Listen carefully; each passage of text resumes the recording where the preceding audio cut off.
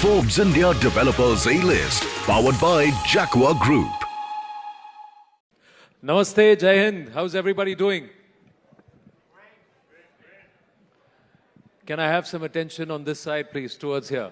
Namaste. How is everybody doing?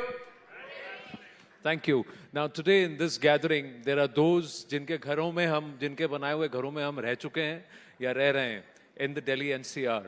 So, and it's always been pleasurable, but I'm talking to two people who are creating those homes, and we're talking about A-List Developers A-List at the Forbes platform. So first of all, congratulations to all of you for what you've done, what you're contributing. But my focus on this evening are going to be two aspects. One is the Bharat story, and the other one is the sustainable Bharat story. So how sustainable can we be as we make our projects and Bharat perceived as an ultra-luxury, livable country, and projects that are developed by those who are here, these brilliant minds here. So we'll focus on that. But before that, a big round of applause to Jaguar, not just because they're our sponsors, but they are doing some phenomenal work in the field of sustainability.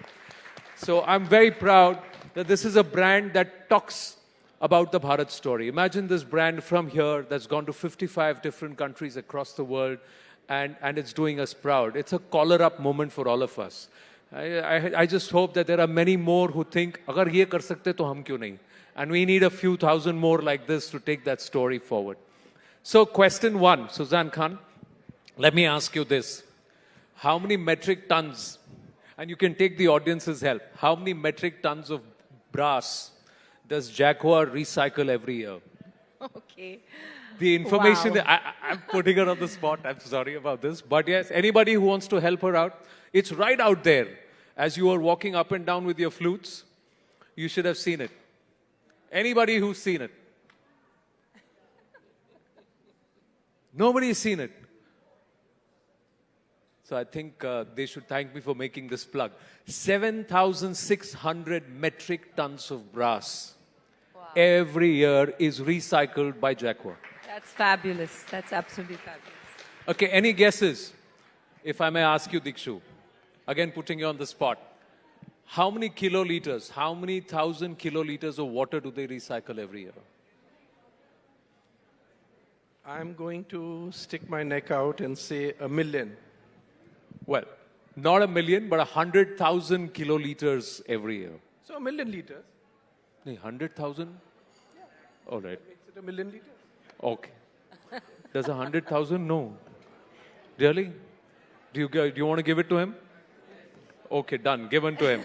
Now, so he's crossed that kiosk and seen it carefully. But some phenomenal work. So I think that's why you just feel a little more proud. But Sussanne, let me ask you, how many people and how does Bharat and developers today, more importantly, buyers, consumers today, how do they define luxury?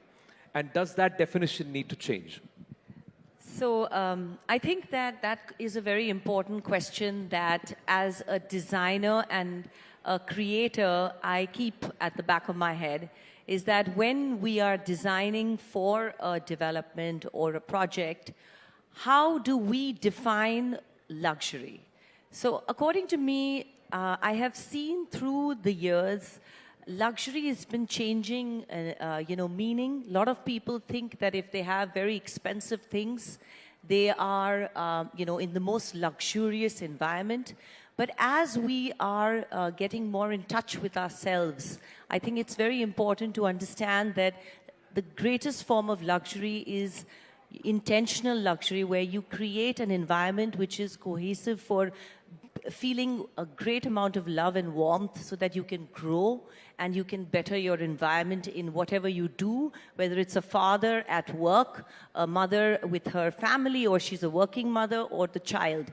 Wherever these people are going, they should feel, a sense of a home that probably has an automated system, but an automated system that gives you a warmth of understanding that, okay, when I need to kind of keep this certain, certain lights on in my kid's room, or certain kind of what's the temperature under my floor. So I think that there are ways that we should, as designers, promote luxury for the client without only making it about expensive brands and expensive materials. Because I think that creating, conversation and creating moments of exchange between the family is more about luxury to me. Agree, disagree, Dikshu? Do you agree? I completely agree. And Anand, what I feel about luxury, that really it is a reflection of society, reflection of the times. I was just, when we were driving here, I was just thinking about it, that what was luxury 20 years ago? Somebody owning a car actually claimed that he had the luxury. Today, people are looking not for a car, but they are actually talking about walkable cities. They are talking about e-vehicles. They are talking about a place like Delhi, clean air and fresh water. That's a luxury. And 20 years from now, the whole definition is going to change. I think silence, peace, the ecosystem, that's what people will call luxury. So I think luxury is always an evolving and changing phenomena. But in this developer community, I think it's very important for us to realize that importing things from around the world is not luxury. What is luxury today is sustainability, is livability. I call that luxury. Also, the adding of the country we live in, India, is so rich in architecture and art. So whatever we do, if we create a luxurious experience of creating a product for that home, which is a dying art or something that is super, intricate to make, that itself is an heirloom for the family to pass on to the next generation from a part of our heritage. So I think that is also a thoughtful and mindful luxury. It's involving what we have in our own environment, in our own space, and designers who have the talent to eclectically mix and create that definition of quiet luxury, and bringing in the old and the new and technology. Don't get me wrong, I love technology. I love a modern home. But having the mix of all of these items together is truly luxury for me. So you mean things like even craftsmanship? Absolutely. Handmade things. Yes. They are now becoming a luxury in homes, in buildings, how you can bring it art, motifs, all these aspects, I think. No, so art and architecture and culture, I think these are now evolving luxuries. They're evolving now? You think it's changing? They are. Yes. I see a lot of developments are, going towards that, creating more mindful experiences for their families who are living in that property, and I value that because they are going towards that. But I definitely feel we can do more. We can, as designers, we can probably work with the developers to think more, and as creators, we can create a new India identity, which should actually be the platform, not to run to the West to choose the designs, but make our heritage the platform that gives you the power that, okay, fine, and people come to us. You know what I mean? So I think that designers have that, and architects have that.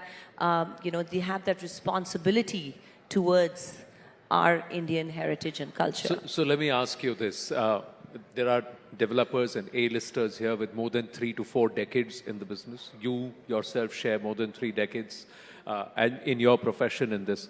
Till date, has anybody come to you and said, I want you to work on this project because this is net zero from day one? Has anybody said, that's my badge value?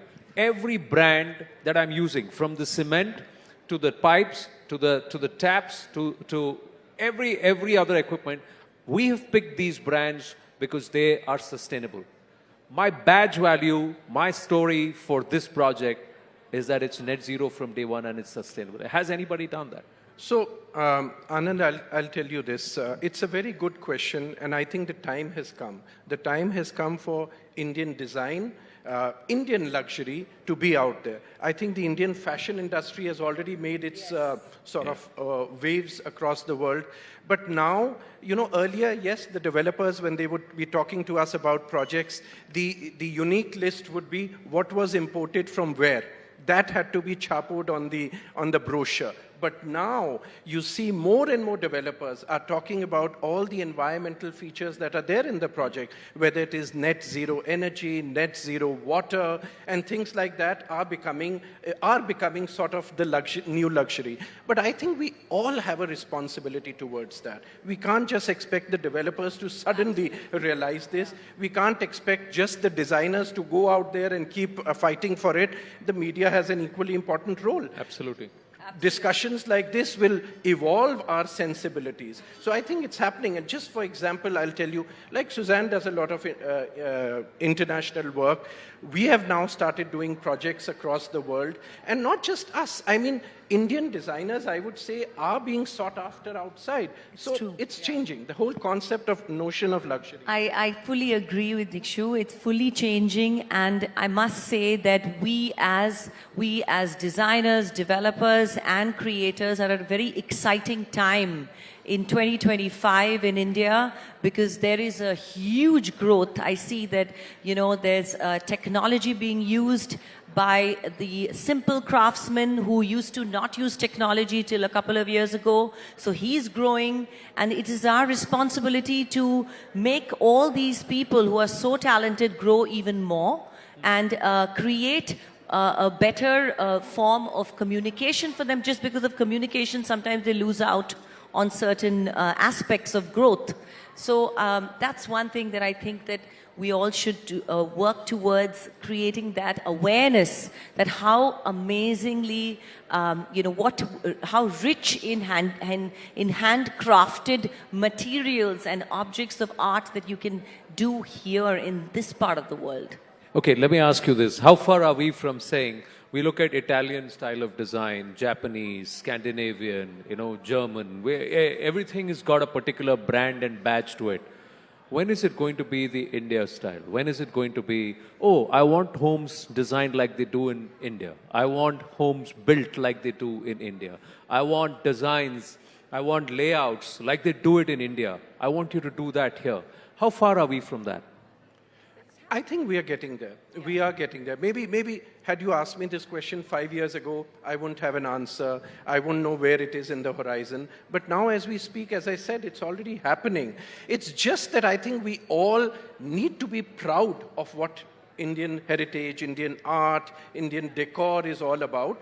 And if we all develop that sense of ownership and passion towards it, I think the world is always in awe of India. It's just that we have been the other way around, and we felt embarrassed to talk about Indian design. We haven't been in awe of ourselves. Absolutely.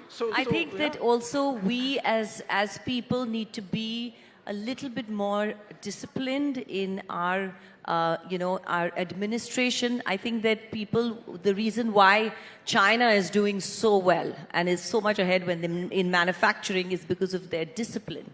So craftsmanship, I think that we as intelligent designers or teams should guide the not so intelligent craftsman you know, community how to better their game and how to change their game. And I think that with the help of our government, we can do this.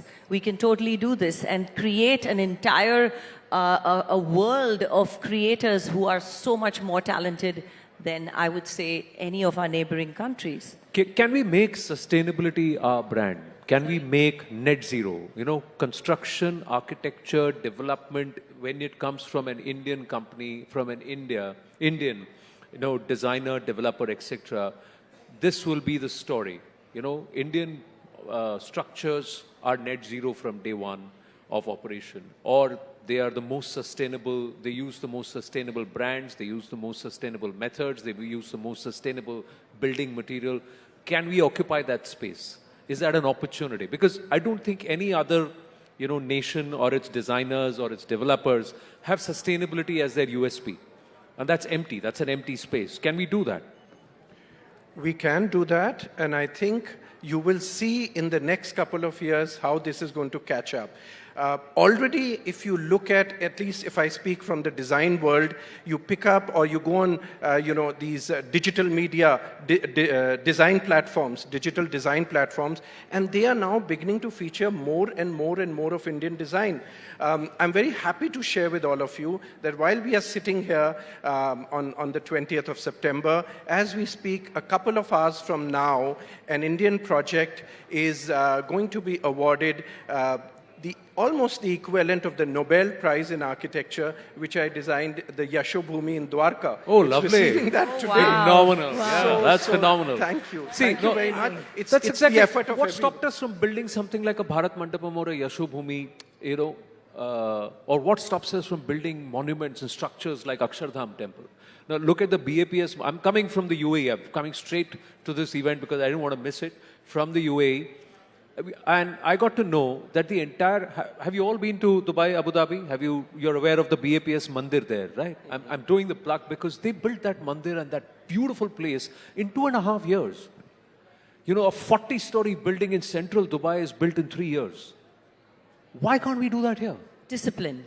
I think it's discipline and just a lot of great administration. I think that these are the two key elements why we are not doing that. And with that, I feel it's changing though. I must say that we are going towards that. I see the younger talent or, the younger organizations of what they create, and they are more aware of how to keep timelines and how to be adhering to codes and all of that. So I think that there is a change happening.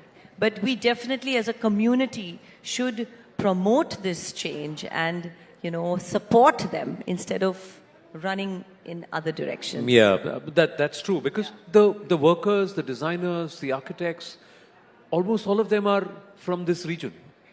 They are from India, Pakistan, Bangladesh, and majority are from here. So if they can do that work there, why can't they do it here? BAPS Mandir was all volunteer service. I'm just saying, and the craftsmanship happened in Rajasthan.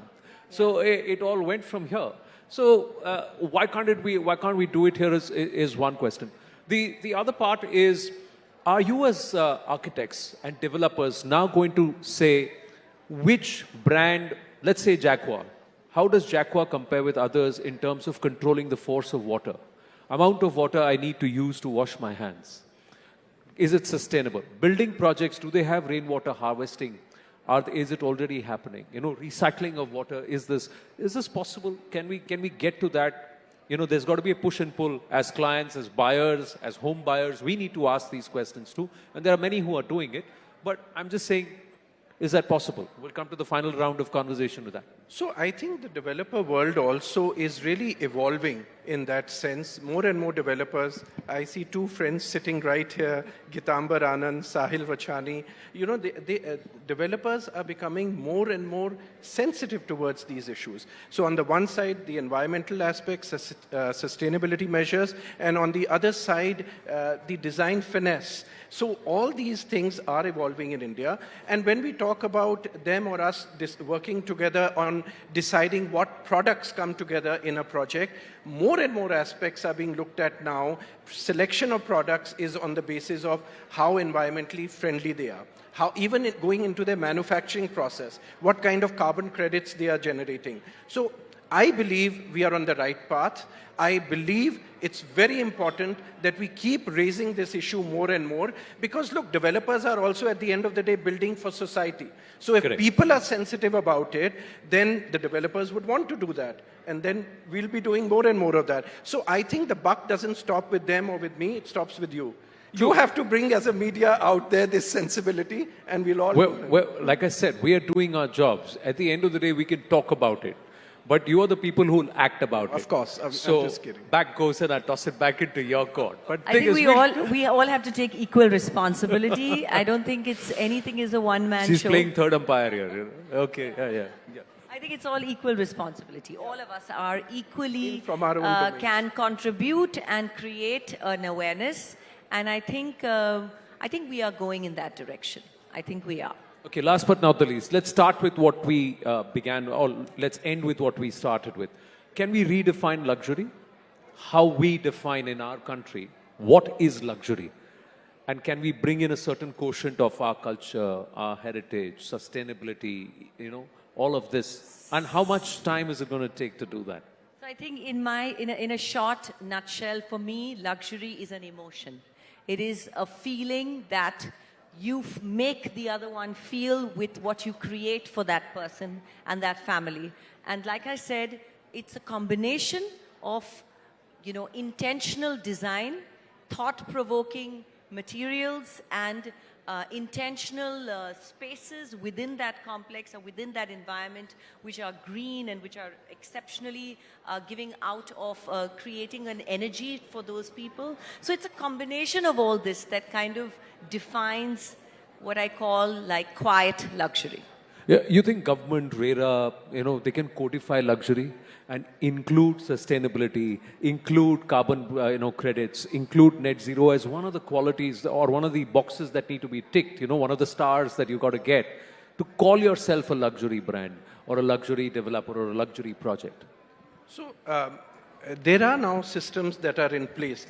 You're talking about RERA, but then there are many other systems, whether it's IGBC, whether it's GREHA, and these kind of sort of mathematical, measurable parameters that have come into the world of design, which measure how sustainable the project is, how green it is, and therefore, I would call. So for me, luxury and sustainability or livability are two sides of the same coin. They just can't go separate from each other. And this is my feeling, that the future is not going to be about just talking about how tall buildings you are making, how high they are reaching for the sky, but I believe it's going to be about how gently they are touching the ground.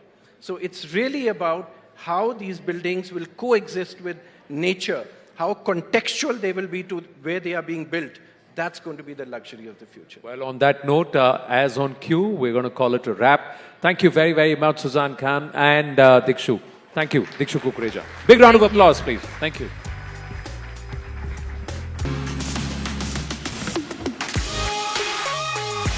Forbes India Developers A-List, powered by Jaguar Group.